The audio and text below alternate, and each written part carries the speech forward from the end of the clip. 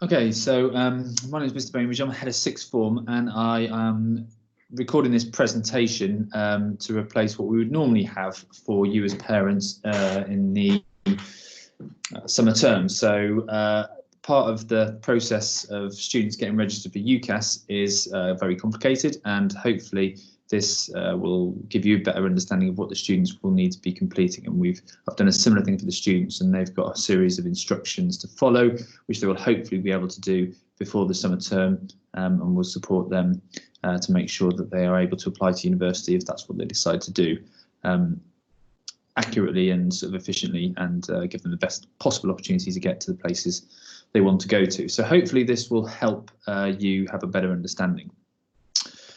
Right, so sort of things I'm going to address is why they should consider higher education, when they should think about going. Do they go directly from school next year? Do they wait and take a gap year, etc.?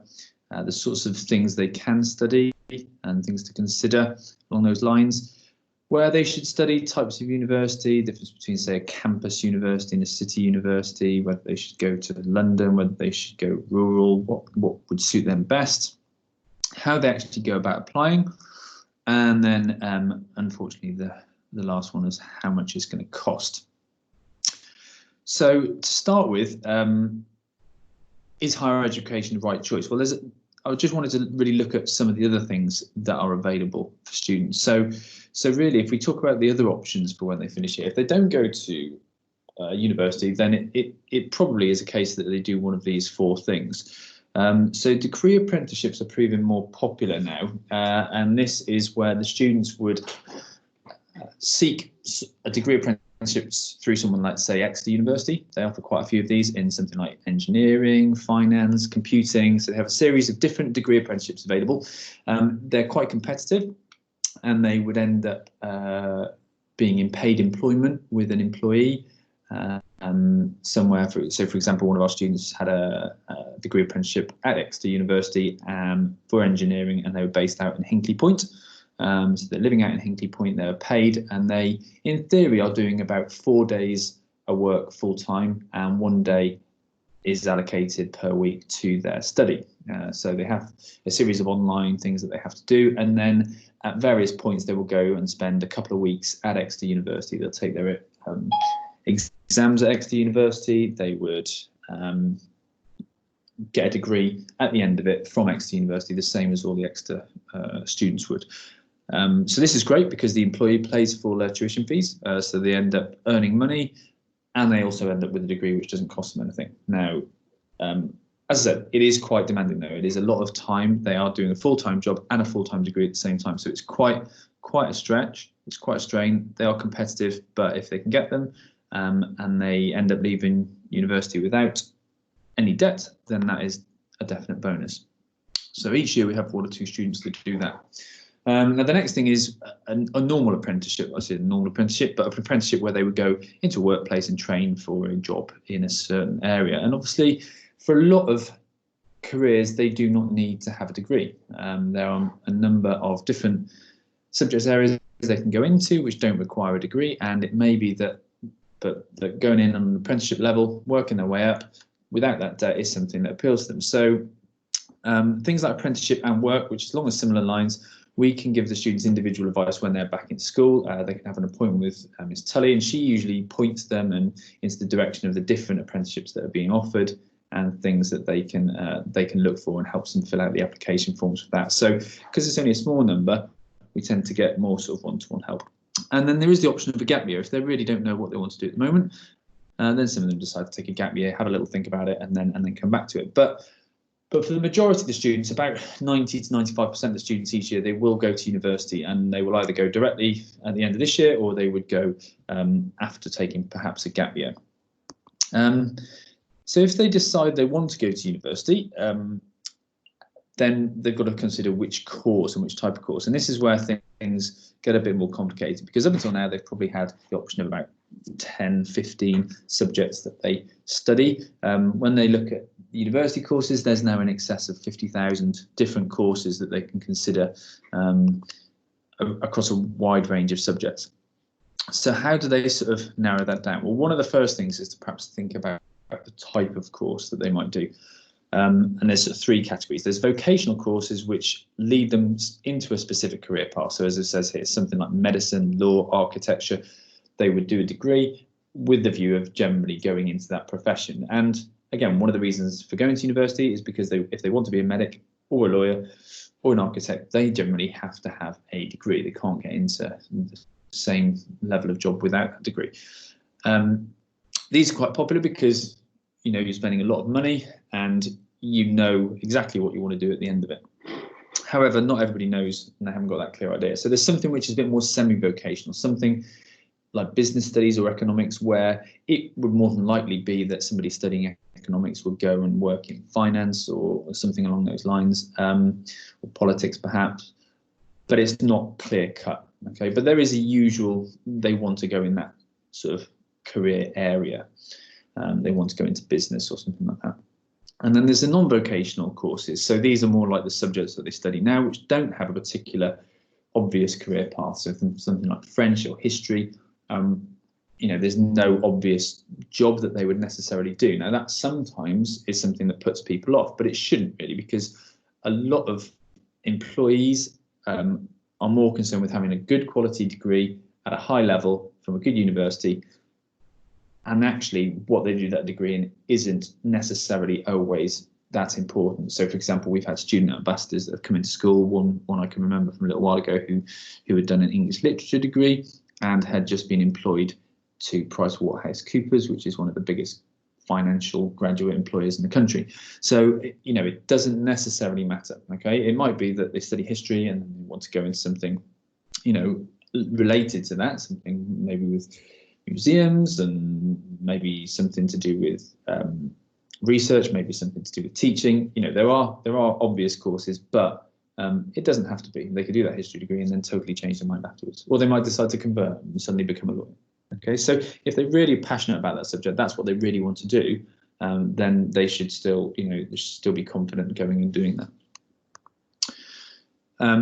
This prospects website is something which is quite good because that gives you an idea, particularly for these non-vocational courses, of where they might lead, what sort of professions people with a history degree go into. So if you're a bit worried about that and you want to find out where typically those history graduates go, and have a look at prospects, and that gives you a good idea. So you can click on that link and that will take you there.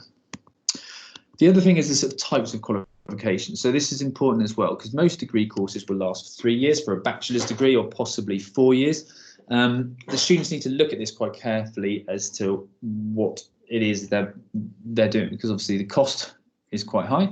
So most of them will go for a 3-year bachelor course. It might be that they take a 4-year bachelor course, and within that, it would still be a 3-year course. They do their first 2 years at university, but then in their 3rd year, instead of being at university, they might do paid work experience. Okay, so they might do a sandwich course, or they might do a year abroad if they're doing something to do with languages, and then they come back and they do their final year of study, their 3rd year of study in their 4th year at university. And there are other 4-year degree courses which are 4 years at university, but that would be more like a master's degree, where perhaps they do a 3-year bachelor's, tag on a master's degree at the end of it. And there's so much longer than that. So medicine, architecture, etc. might be even longer than that.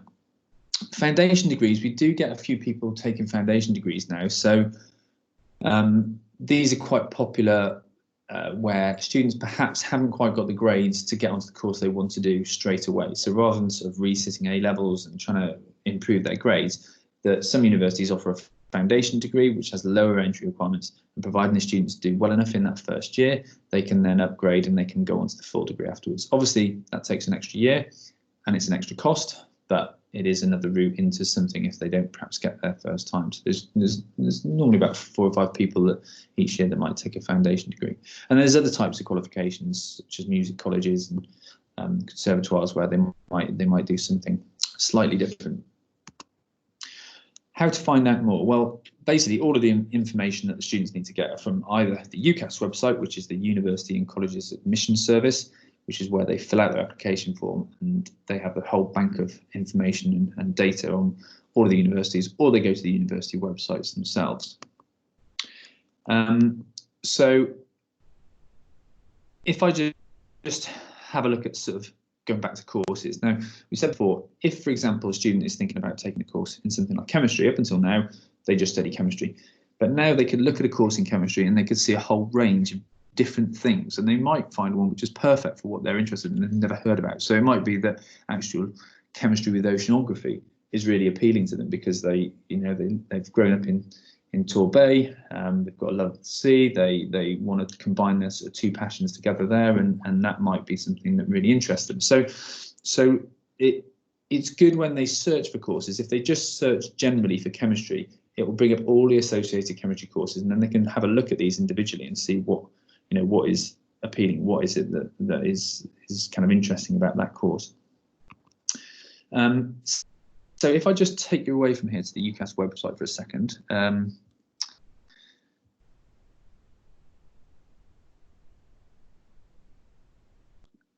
Okay, so if we go to the YouCast website and you go to YouCast course search, it will come up with something like this. Okay, so for example here, I've typed into the search engine just chemistry. You can see here there's a load of different chemistry related courses.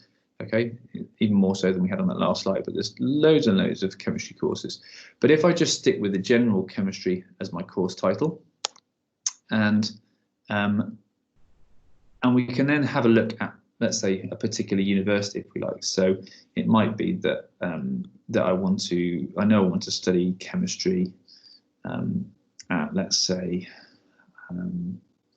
Bath. Okay, so Bath's a popular university for a number of our students. So here we've got a couple of their things, but there's 27 undergraduate courses at Bath related to chemistry. So if we click on that, you can then see lots of the different things, and this is where it's important to check the details. So this course is the sort of standard chemistry course, Bachelor of Science, so it's a 3-year bachelor's course. Here we've got chemistry course, but it's a master's, so that's a 4-year course. Here we've got a bachelor course, which is 4 years, but that's because it has a placement year. So that's the same as the first course, same as the 3-year course, but their 3rd year they would be in a paid placement, gaining work experience, and then they would do their 3rd year of study in year 4. Okay. You can see there's other ones down here as well, chemistry with management, chemistry with study abroad. So again, some of these, this one here is 4 years with study abroad and a bachelor's. This one here is 4 years study abroad, but a master's. And what you might find is that the entry requirements for some of these are slightly higher. So for the master's course, they might have a slightly higher entry requirement. The UCAS tariff points will come on to a bit later, but that gives you an idea as to what they would expect in terms of how many points to get onto that course. So if I just stick with a standard chemistry course here from Bath, which is the 3-year bachelor course, if we click on that, we are looking at study in 2021, 2022. So it's got that on there as well. So you know, the students would can select the year they want. It's not going to change much at this stage. But if we scroll down through here, it has the course summary, how to apply, entry requirements, costs, and other bits and pieces. So this is the best place to start. And then what I would do is I would go to the Bath University website for even more detail a bit later. So there's a bit of statistical information that's linked into Unistats, which is a good website for the students.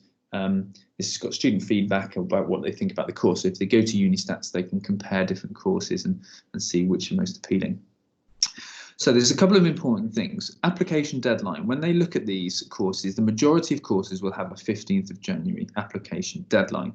Some will have a 15th of October application deadline. Those will be for Oxford and Cambridge, for medics, vets and dentists. Okay, so they will have the 15th of October. Everything else will generally be the 15th of January. But those are the UCAS deadlines. We set earlier deadlines that the students need to work towards, and they are the end of September and the end of December.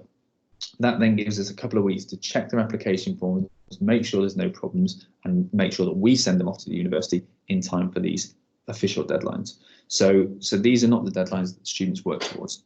Theirs are the end of term and the end of September. Entry requirements. So here you can see A-levels, they require 3 A's for this chemistry course, and it includes chemistry plus one other subject from biology, further maths or physics. If you're taking if you're taking A-level chemistry and 2 other maths or based subjects, then actually the offer's AAB. Okay, so there's a sort of variety of entry requirements. It's quite important to look at that and to think if that matches up with perhaps where the students are now with their current grades. Are they able to get in with that? If students are doing an extended project, then in some universities, if that extended project is related to the degree course they're applying for and they get a good grade in it, then it might be that they have a slightly lower entry requirement. Okay, so again, you can look at that as well with the extended project. For the IB students, if you scroll down a little bit further, then it will say what the IB offer is. So here it usually says something like an overall total, so 36 points in total, and then a condition on their hires, 666 in the hires, and that must include level 6 in chemistry at high level, plus 1 subject from biology, maths, physics, sports, exercise, health science. Okay. So again, there's a slight difference in their grade entries depending on the subject combinations they're doing. There's quite a lot of detail on this one, so actually they've got to look quite carefully at that. There's also some GCSE requirements as well, so it's worth just double checking that. Most of our students match all of the GCSE requirements, but it's worth just double checking to make sure. Tuition fees we'll come back to a bit later, but effectively they're going to be £9,250 per year. Okay, so that's a good place to start for the general information. But from there, what the students want to do is then go to the website at Bath University to find the extra information. Okay, right. If I just go back to the presentation, bear with me 1 second.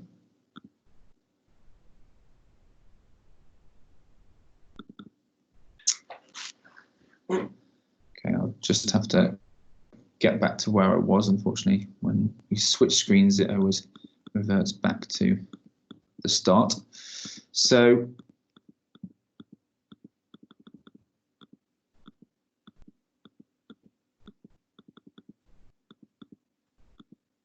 okay. So in terms of narrowing down their choices, as I said, there's a wide range of courses available. So the first thing is to really think about which subject area they're most interested in and why. And if they can't narrow down to a single subject area, there are some things that they can do. So for example, there's combined honours or single honours. So single honours would be just studying chemistry, but they could perhaps do biochemistry. They could combine 2 things together. Lots of universities have official combined honours as well. So Exeter University again has a variety of things where they could perhaps do economics with geography and combine 2 different departments together, sort of into a single degree course, or something like French and maths. They could do that as combined honours and spend some of the time in the French department, some of the time in the maths department.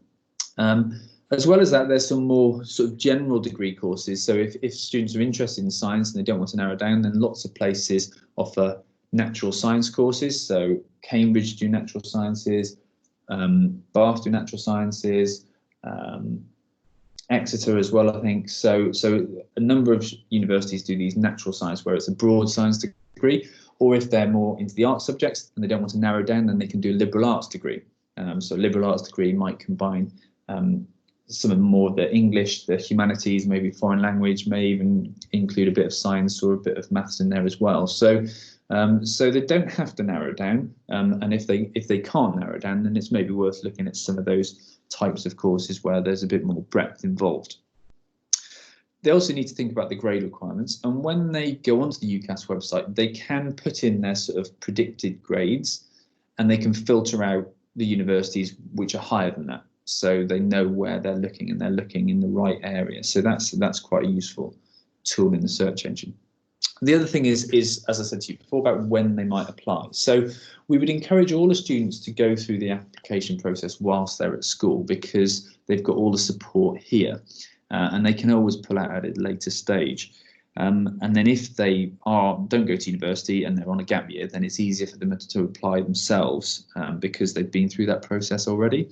But if we have a student, for example, who is definitely wanting to take a gap year, then the best option is that they complete their application form in school this year. But when it asks for their choices, they put down on their choices that rather than starting in September this year, they put down they want to start in September next year. And that basically means that when they get the place offered and the place confirmed, the grades confirmed, they can go off on their gap year.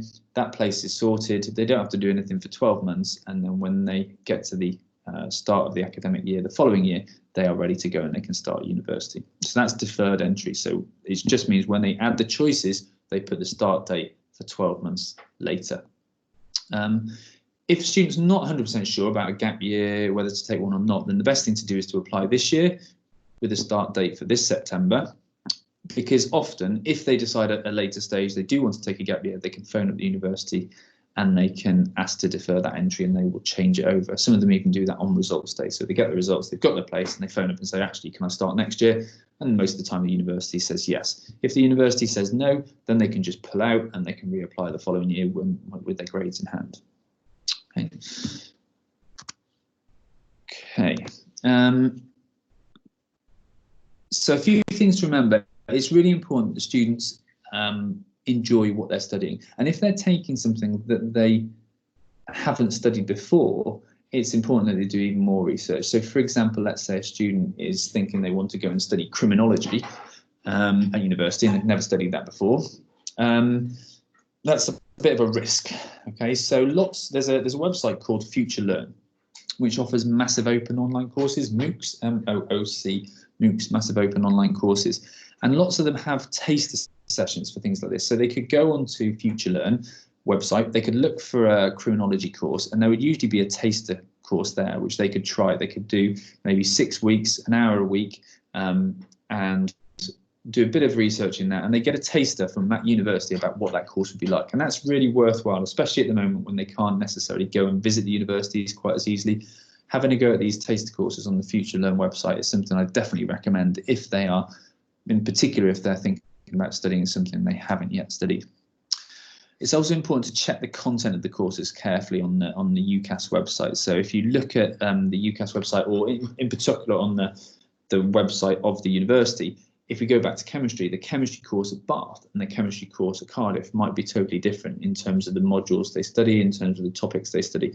I think that's even more so the case with arts-based subjects, where they might study a totally different period of history at one university to another. One might be really appealing to the students, the other one they might not enjoy so much. So look at the fine detail, look at what they're covering in the first year, which are generally core modules that everybody has to do, and then look at what the options are in the second and third year where they have a bit more choice. Okay, because usually the choices available reflect the sort of expertise of the lecturers that are working at the university. So it's really good to look at the detail of each course, because let's say 2 English courses could be totally different at 2 different universities. Also worth thinking about the type of assessment. You know, how is it assessed? Can they, if they're not very good at exams, can they look at places where they offer perhaps a bit more coursework-based assessment, or a higher proportion of coursework and things like that. So types of assessment, how they're assessed. Are they assessed on what they get in just the second and third year? Does some of their first year work count as well? It's worth looking at that. And obviously, they've got to think long term. You know, how is this course going to affect their career plan? Is it the right course for the course, the sort of subject area they want to go into, or will it still have enough flexibility for them to be able to get those jobs at the end of it? So a little while ago, we talked about the YouCast tariff.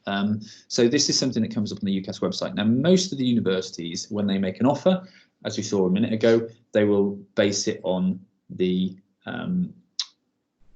A-level grades. So for the Russell Group universities, the 1994 group universities, which are the sort of top 30 places like Bath, Cardiff, Bath, Bristol, they will say you need to get 3 A's at A-level. But it might be that you see the tariff. So, for example, 3 B's at A level would be equivalent to 120 YouCast tariff points. If you've had older brothers and sisters who've gone through the process a while ago, there used to be the old tariff. It's not the current tariff anymore. It's the old tariff. This is the tariff they work from now. So it basically goes up and down in 8s, but an A star is worth 56 points. An A grade is worth 48 points. So something like 144 points, which is what the chemistry course was at Bath, that's equivalent to 3 A's. Okay, it doesn't necessarily, what they offer is 3 A's at that university. But if you go somewhere else, somewhere like Bristol UWE, they might make a tariff offer, and their tariff offer might be 120 points. So they won't say you have to get 3 Bs, they will say you have to get 120 points. That offers a bit more flexibility, because if the students are perhaps doing really well in one subject, okay in the other, and maybe struggling a bit in one, so they might be looking like they're getting an A and a B and a C, well, that still is 120 points. If we do an A, a B and a C, that's still 120 points, but that meets the 120 point offer. Whereas if the offer was 3 Bs, then they're not going to necessarily be accepted. If students are doing an AS, so if you do AS in ancient history or AS in further maths, then they have their own little tariff, which is 40% of an A level basically. And if they're doing the extended project as well, they get tariff points which are half an A level. So if they have a tariff-based offer, then they can include these extras that they're doing as well. If it's a grade-based offer, 3 As, then they won't necessarily include these towards the total, although as we see with the extended project, they might lower the grade if it's in a relevant subject area. For the IB, most of the time they will make an offer based on a total point score and how they do in the highest. But again, some places will do a tariff-based offer, and there is a calculator on the YouCast website, so the students can type in the scores that they're going to get and it will work out what the points are, but these tables are also available for them.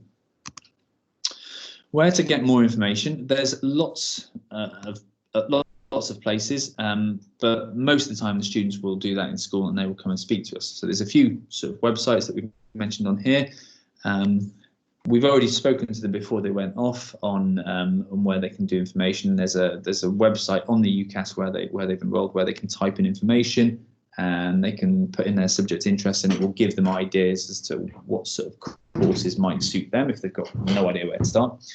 But they can also have one-to-one appointments with Ms. Tully in school, with Dr. Stites, myself, with their tutors, their teachers. So there's plenty of information out there that they can access. So the actual YouCast process, how does it work? Well, the students are allowed 5 choices. So they can apply to 5 different universities, or they can apply to 3 different universities, but maybe put 2 choices in at one and 2 choices in another. It's all done on the YouCast website electronically. And as I said, they have to complete generally before the end of December. How does it work? Well, the students will first of all register, do their research and find out about the courses. So they will do the first bit, and they hopefully will be doing this before the end of term. They then complete their form and click pay and send, and they'll do that in the autumn term when it's ready to go. At that point, it doesn't get sent. Okay, it comes through to myself, and I will check their application form, make sure it's all correct, make sure they haven't missed anything out. I will then add on a reference which their tutors will write, and that will be a combination of comments from their subject teachers and a sort of overall comment from their tutor. We will also add on their predicted grades, which will be decided in September time when they do target setting with their subject teachers. We will then check everything's okay and then send it off to YouCast. YouCast will then forward it on to the relevant higher education institutions, 5 that they've chosen, and then they will look at their applications and they will make decisions, and they will either make them an offer or they may say sorry and not make them an offer. But at that point, when we've sent their applications off, the students go from using YouCast Apply to using YouCast Track, and they will then log into YouCast Track and they will see all the decisions that the universities make on this. Normally those decisions come back quite quickly, so the quicker the students send their application forms off, the quicker the offers that they will be made, and obviously the more offers that are made, the less places there are available. So it is good for the students to get these done sooner rather than later. I would suggest that if they're not an early applicant that has to work to the October the 15th deadline, I would still suggest they get it out the way, you know, by the end of October, start of November, if they can. They will get all of their offers back at the latest by about March time, and at that point they have to narrow it down to a first choice and an insurance choice, and there needs to be a difference in grades between those two. So if their first choice is 3 A's, then they should probably have an insurance choice which is maybe 2 A's and a B, or an A and 2 B's, and then it's a case of waiting to see what happens when they get their results.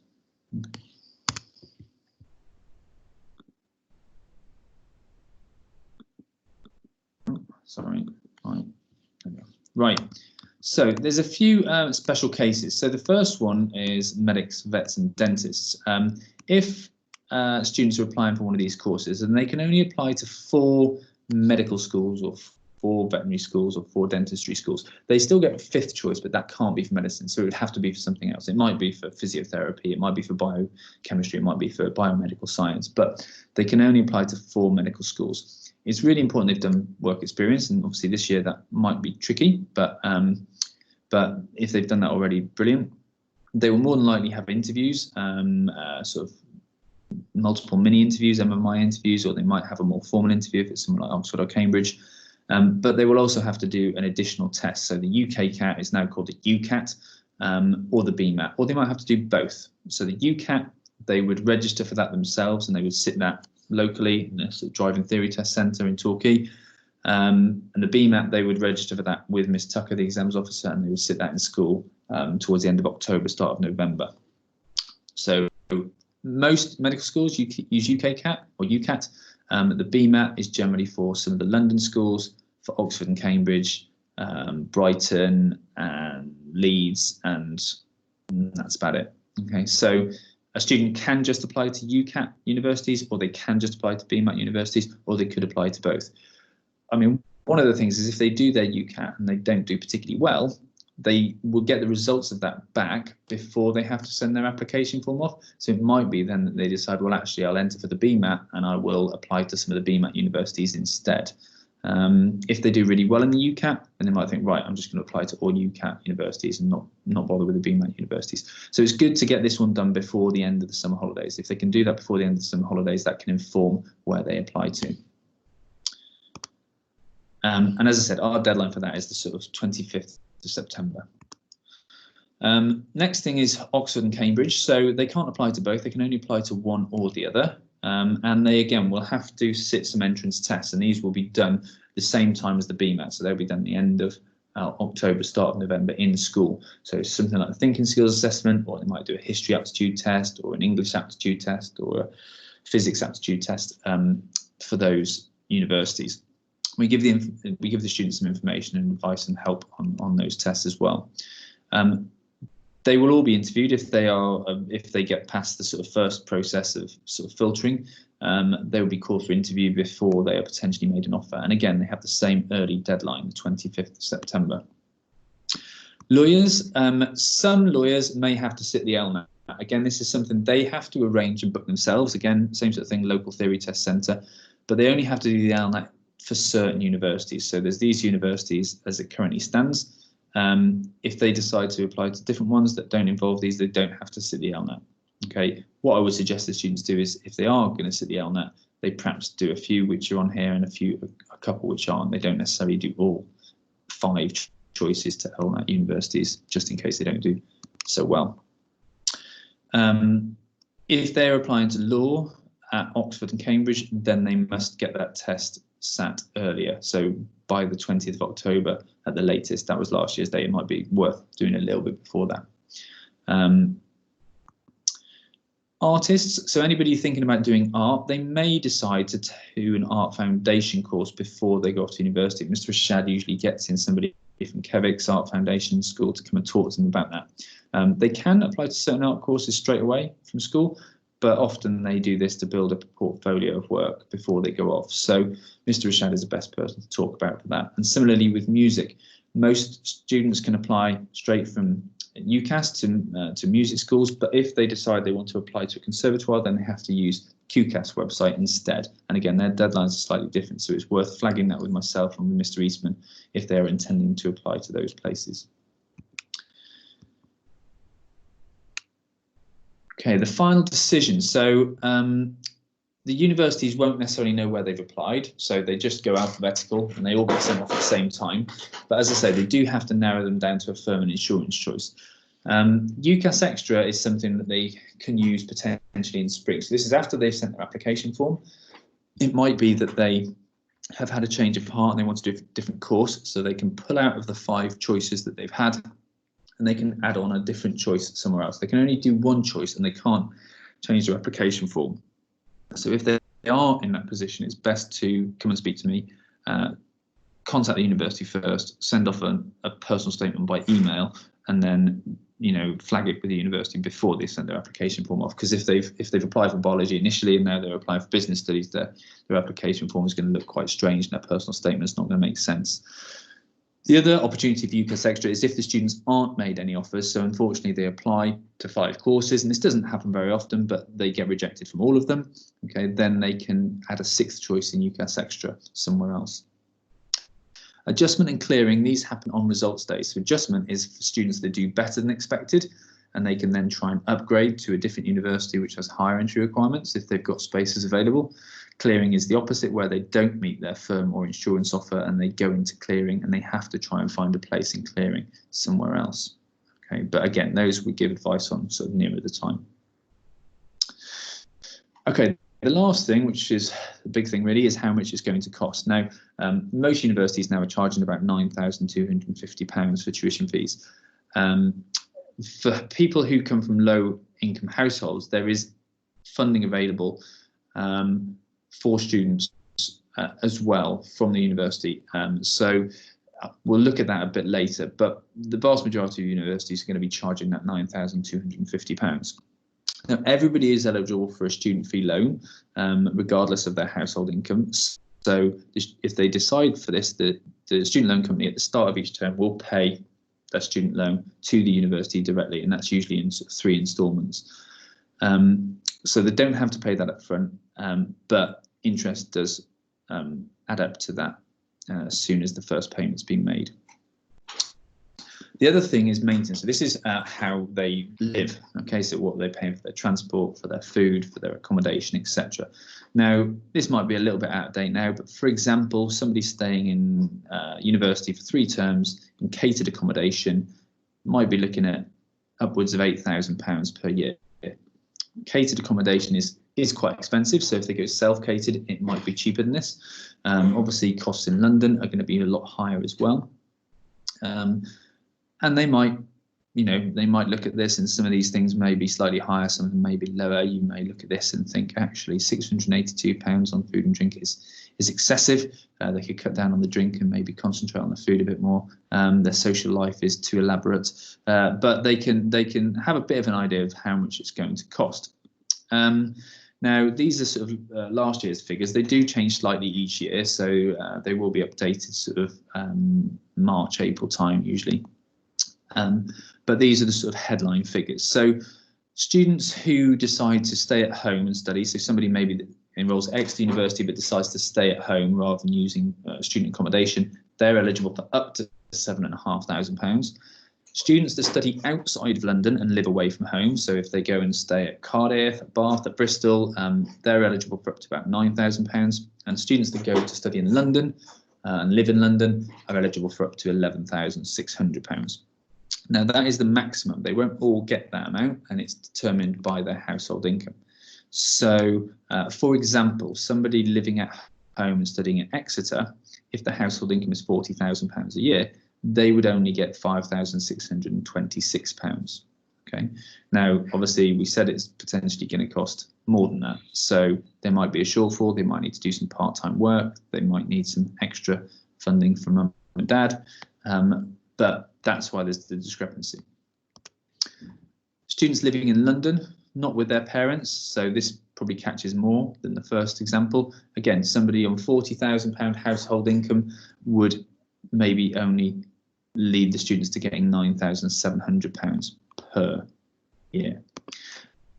And the one which is most of our students, the ones living outside of London, at £40,000, they would expect to get something like £7,000 a year. So there's maybe a shortfall there of about £1,500 on that example we gave you.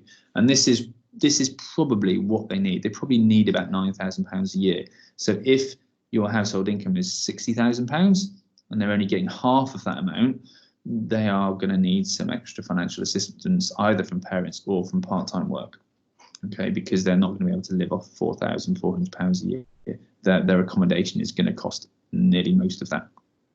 Okay, so that's the discussion you need to have with the students and need to consider as to what is affordable, how much they get from a loan, how much maybe they need to do for part-time work, and perhaps how much you're going to potentially help with their funding. But this money is paid to them in 3 instalments. So in September, they will get the first payment. They get about a third of it then. They've got to make that last until Christmas. Then they'll get another payment in January. They need to make that last until Easter. And then they get another payment at Easter, which they need to last until the summer. Okay. There are extra things available. So there's bursaries, and these are available from the universities, and these are based on household income. So if students fall into low household income, so typically we're looking at below £25,000, something like that, then they may get some funding from the university. They may get a reduction in tuition fees or accommodation, or they may be given money.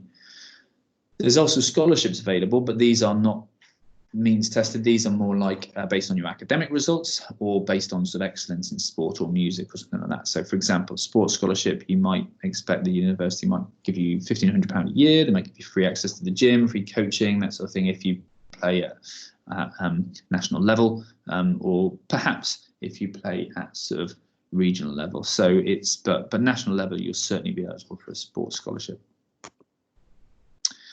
So this is the information on what is categorized as household income. So it's your taxable earned incomes, which includes your wages, salaries, etc., any benefits, net earnings from self-employment. Okay. Also taxable unearned income, so things, interest from savings. If you've got another property and you get interest from a property, or rent from a property, that sort of thing as well. This is something that you will have to complete with the students sort of around Easter time. So around Easter time, this opens up, and you need to sit down with them and fill out that details. They can't do this on their own. They need to have you with them. So in terms of bursaries, here's an example. This is not special because it's Oxford, it's just the one that I've got. So for students who have a household income of less than £25,000, they reduce their tuition fees. If it's less than £16,000, then that is reduced to the minimum of £6,000. So instead of paying £9,250, they're potentially only paying £6,000. So anybody whose household income is below £25,000 will have a reduction from that £9,250. On top of that, anyone with a household income below £42,000 will get some sort of grant from the, I shouldn't say the government grant, I should say government loan, some sort of grant from the university. So again, if the household income is less than £16,000, the university will give them £3,700 each year, and they will not have to pay that back. So that will be staggered. Somebody on £40,000 might get £200 a year. Okay.